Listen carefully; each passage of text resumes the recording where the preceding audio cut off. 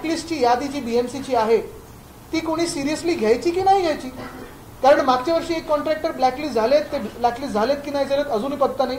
ह्या वर्षीच्या टेंडरमध्ये एक 6 वर्षापूर्वी ब्लॅकलिस्ट झालेले कॉन्ट्रॅक्टर होते, त्यांना काम दिलं गेलं, मोठं पॅकेज दिलं गेलं नाही. मग हे सगळं आपण नक्की कोणासाठी करत आहोत? आपण जर पाहिलं गेलं तर मुंबई महानगरपालिका आता MMRDला पैसे देत आहे, मुंबई महानगरपालिका कॉन्ट्रॅक्टर्सना असेच पैसे उधळपट्टी करत आहे, पण स्वतःच्या कामगारांसाठी नाही पैसे, स्वतःच्या BST साठी पैसे नाही. एकंदर जर आपण पाहिलं तर जे राज्य सरकारचं बजेट होतं, गाजर बजेट, त्याच्यात मुंबईला काही नाही मिळालं, आणि जे केंद्र सरकारचं बजेट होतं, भोपळा बजेट, त्याच्यात महाराष्ट्राला काहीच नाही मिळालं, मुंबई तर सोडाच. मग एवढी पैशाची उधळपट्टी कशासाठी सुरू आहे ह्याचं उत्तर आम्हाला मुंबई महानगरपालिकेने देणं गरजेचं आहे, कारण आम्ही याच्या खोलावर जाणार आहोत. आणि तुम्हाला एक सांगतो, या नोव्हेंबरमध्ये आमचं सरकार बसणार आहे, आणि नोव्हेंबरमध्ये सरकार बसल्यानंतर ही सगळी कामं जी आहेत आम्ही स्टॉप पेमेंट करणार, सखोल चौकशी करणार. मग मागचे म्युन्सिपल कमिशनर असतील किंवा कुठचेही अधिकारी असतील किंवा कुठचाही मिंदे सरकारमधला मंत्री असेल, त्यांना आम्ही जेलमध्ये टाकल्याशिवाय थांबणार नाही, कारण ही मुंबईची लूट सुरू आहे. पण एका बाजूला मुंबईची ही लूट सुरू असताना दुसऱ्या बाजूला रस्त्याच्याच माध्यमातून महाराष्ट्राची तर लूट अफाट सुरू आहे. आपण पाहत असाल मध्यंतरी अजून एक विषय आला होता, तो म्हणजे नॅशनल हायवे अथॉरिटी ऑफ इंडियाचा. साधारणपणे आपल्याला आठवत असेल, या फोटोवर मी आक्षेप घेतलेला आणि ते पेपरमध्ये पण आलेलं होतं. हे कॉन्ट्रॅक्टर कुठेही दिसत नाहीये, पण पोलीस खड्डे भरायला लावले. म्हणजे कॉन्ट्रॅक्टरांची मजा चालू आहे, पाऊस पडला की जातील दुबई, सिंगापूर, कुठे त्यांना जायचं तिथे, पण पोलिसांना खड्डे भरायला लावतात. National highway authority of India, एरवी आपण पाहत असतो, आम्हाला मोठं मोठं युट्यूब पॉडकास्टवर वगैरे ऐकायला येतं की आम्ही 2 मिनिटात एवढे किलोमीटर बनवतो, चंद्रापर्यंत रस्ते बनवणार, पाण्यातून रस्ते बनवणार, अमुक करणार, तमुक करणार. मुद्दा असा आहे, मुंबई गोवा महामार्ग असेल, मुंबई नाशिक महामार्ग असेल, मुंबई अहमदाबाद महामार्ग असेल, हे तिन्ही रस्ते national highway authority of India म्हणजे केंद्र सरकारच्या अखत्यारीतले आहेत. एवढा महाराष्ट्र द्वेष कशासाठी आहे?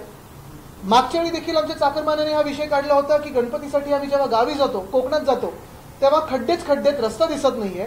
आम्हाला सांगितलं होतं की हे खड्डे आता डिसेंबरपर्यंत जातील आणि चांगला रस्ता बनेल. पुन्हा एकदा 8 महिने होऊन गेलेले, जुलै आलेल्या, पुढचे गणपती आलेले आहेत, पण खड्डे भरले गेलेले नाहीत.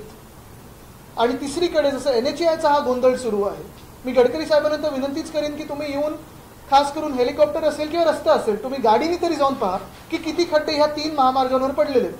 कारण आम्ही खूप ऐकत असतो की देशात कुठे कुठे चांगले रस्ते झालेत, आमच्या महाराष्ट्रात तरी NHAIने एक सुद्धा चांगला रस्ता बनवलेला नाही. आणि तिसरी गोष्ट म्हणजे जे एक खातं घटनाबाह्य मुख्यमंत्र्यांकडे गेले 10 वर्ष आहे, MSRDCचं, हिंदुत्व सम्राट बाळासाहेब ठाकरे समृद्धी महामार्ग, खड्डे जे आहेत दिसत आहेत आपल्याला, आपल्याच माध्यमातून आपण पाहतोय, ऍक्सिडेंट वाढत चाललेले आहेत. पण सगळ्यात मोठी गोष्ट म्हणजे हे वांद्रा वर्सोवा सीलिंग 2017 जेव्हा मुंबई महानगरपालिकेने कोस्टल रोडचं काम हाती घेतलं, तेव्हा वरचा भाग जो आहे, नॉर्थ बाउंड जो आहे, तो MSRDC खात्याकडे गेला. आता 2017 ते आतापर्यंत किती वर्ष झालेले आहेत? कोस्टल रोड ठीक आहे, अर्धवट उद्घाटन केलं, जे आम्ही पूर्ण केलं असतं 2023च्या डिसेंबरपर्यंत. पण आता आपण पाहतोय, आजची बातमी आहे, 6,500 कोटीचे एस्केलेशन त्या मुंबई वर्सोवा, बँड्रा वर्सोवा सीलिंगमध्ये झाले, नॉर्थ बाउंड कोस्टल रोडमध्ये झाले. एक सुद्धा गर्डर लागल्याचं काम झालेलं नाहीये. 2दा मला वाटतं कॉन्ट्रॅक्टर बदलले आहेत, सरकारं 3 बदललेली आहेत, खातं मिंदे सरकारकडेच राहिलेलं आहे, घटनाबाह्य मुख्यमंत्र्यांकडेच राहिलेलं आहे. आणि एक वैशिष्ट्य असं आहे घटनाबाह्य मुख्यमंत्र्यांचं की त्यांच्या खात्यात जिथे जिथे मग रस्त्याची कामं असतील, महानगरपालिकेची कामं असतील, कुठचंही काम असेल, काम हो किंवा नको होते, एस्केलेशन 100% होतं आणि त्यांच्याच आवडत्या मित्रांना हो मिळतं.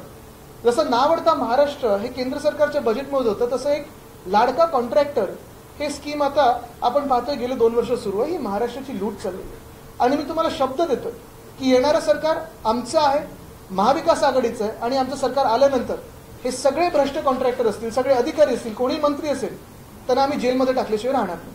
प्रत्येक निवडणुकीच्या अगोदर अशा प्रकारची मुंबई महापालिकेत 6,000 कोटी रुपयांची नवीन रोड कॉन्ट्रॅक्ट देतात आणि म्हणतात की ॲडव्हान्स पैसे असे दिले जातात. हे पैसे काही निवडणुकीसाठी वापरले जातात. आता हे खोके धोके म्हणजे स्वतःसाठी खोके, जनतेला धोके हे दिसतंय. तर ते कशासाठी वापरले जातात माहित नाही, पण एवढं मोठं कॉन्ट्रॅक्ट जर आपण पाहतोय, मागच्या वर्षीचं एक तरी कॉन्ट्रॅक्ट पूर्ण झालंय का?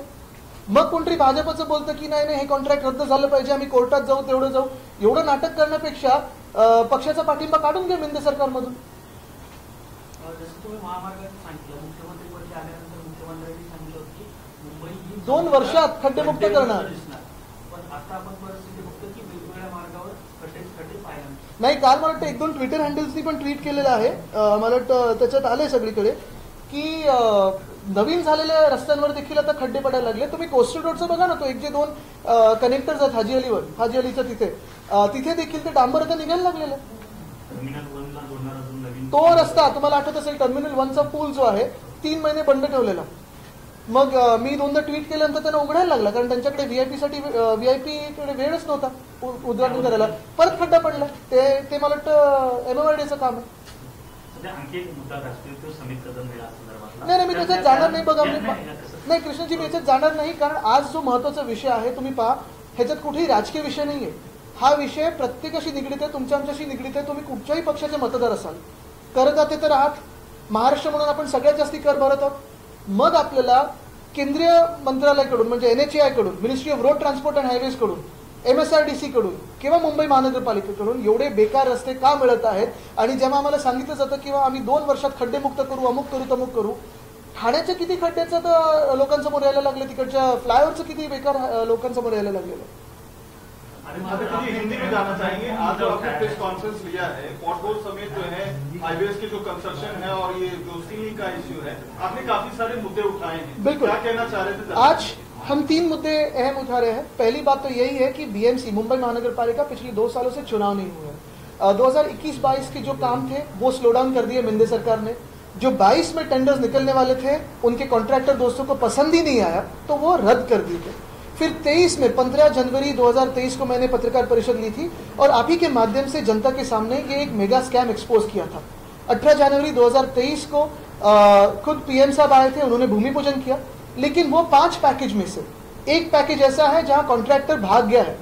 BMC ने तय किया था कि उसको ब्लैकलिस्ट किया जाएगा, पेनल्टी लगाई जाएगी. लेकिन पेनल्टी लगाई तो है, पैसा वसूल किया है कि नहीं पता नहीं. बाकी की वसूली सरकार की बहुत चलती है, लेकिन पेनल्टी और कॉन्ट्रैक्टर से वसूली नहीं होती है. दूसरी बात यह है कि उन्हीं 4 जो पैकेज है, एक पैकेज तो बंद हो गया, 4 पैकेज में से एक भी रास्ता पूरा हुआ है क्या, ये मैंने सवाल BMC को पूछा हुआ था. हर महीने पूछता हूं, जवाब आता नहीं है, क्योंकि जवाब है नहीं उनके पास. आपको अगर याद होगा, जब मैंने ये सवाल पूछे थे तब उन्होंने कहा था कि हम CCTV लगाएंगे, मॉनिटरिंग करेंगे, हर हफ्ते में सबको रिपोर्ट दिखाएंगे कि कितने प्रतिशत रास्ते हुए हैं.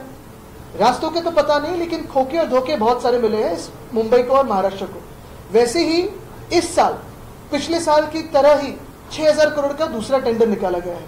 5 अपने पसंदीदा कॉन्ट्रैक्टर्स को काम दिया गया है. लेकिन मेरा सवाल यही है कि 21-22 के रास्ते पूरे हुए क्या, तो नहीं. 23 के रास्ते पूरे हुए क्या, तो 1 भी किलोमीटर हुआ नहीं होगा शायद. जो नए रास्ते किए हैं, कॉन्ट्रैक्टर ने किए हैं, कंक्रीट के हो, वहां तो गड्ढे ही गड्ढे दिख रहे हैं. और फिर इन रास्तों की, यार इस टेंडर की क्या जरूरत थी 2024 में, जबकि पिछले 3 साल के टेंडर पूरे हुए ही नहीं है, काम भी पूरे नहीं हुए.